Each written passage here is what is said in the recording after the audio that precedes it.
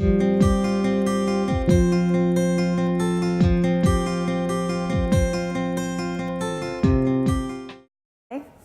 Adrienne Gruberg.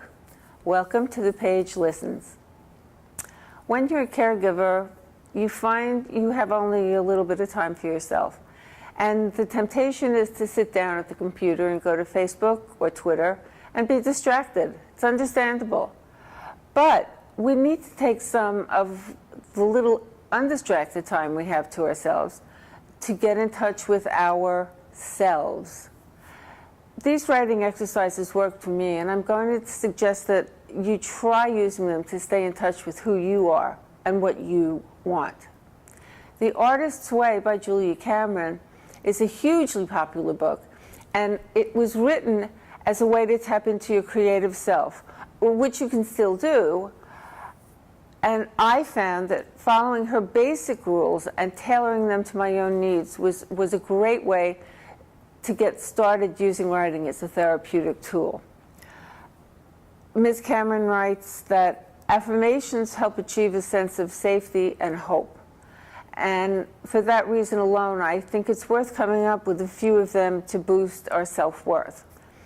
Sometimes affirmations come across as sappy. I deserve love, or I deserve a rewarding life. Of course you do. And writing an affirmation 10 times may help you get the things that you want. But writing, I'm capable, smart, generous, and loving, I can do this.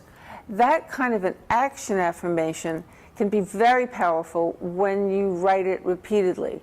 Really, try it. Let it sink in. Now, remember, no one has to see anything you've written. You are your only critic. And don't let other people's voices and criticisms get in your way. This is for and about you. One great exercise is to write a list of what you would do in another 5 lifetimes. What do you long to be? A pilot, a cowboy, an environmentalist, a physician, a movie star, whatever. It's limitless. Just jot down the first things that come to mind. They're usually the most honest anyway. And don't overthink this. What this does is help put you in a different frame of mind than you find yourself in at the moment. The point here is to have fun. I know that writing about alternative lives at this point in time, caregiving-wise, may seem like a hostile thing to be doing, but you're not acting on these notes. What they will help you do is expand your perceived environment and move you to a space where you can reassert your identity that your life as a caregiver may be depriving you of. And remember to understand and accept that this situation is nobody's fault. This isn't a blame game. One of the best exercises about self is one that I happened on quite by accident.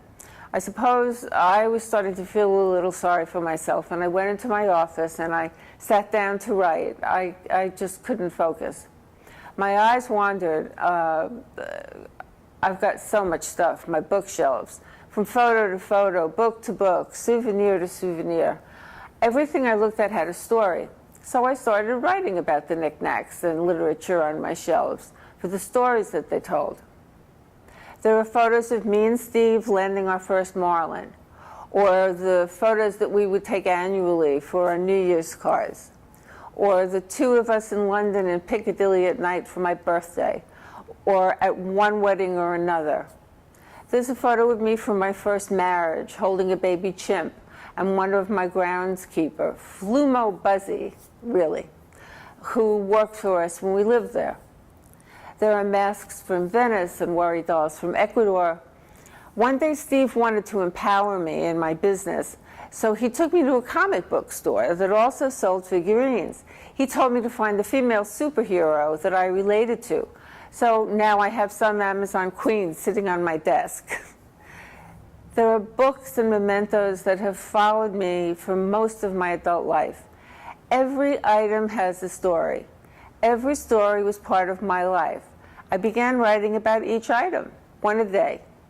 It proved to me I'd had a life before caregiving and served to reassure me that I'd have a life after caregiving. These short memory pieces were also a lot of fun to do, and they were about me. The objects and photos might not have been of just me, but it was part of my story, my life. I need to remind you that there are no right and wrong answers for these exercises. You write what you feel and what you see. You write what you want to. You can even write a simple list for starters. No one's going to be judging you. It's not a competition, it's an exercise that's meant to make you feel better. And there's no one who can write about you like you. Always remember, caregiving is a journey, and you grow with each step. Writing will help you on your path, wherever it takes you. At the Caregiver Space, we're all about you, and we're here to listen.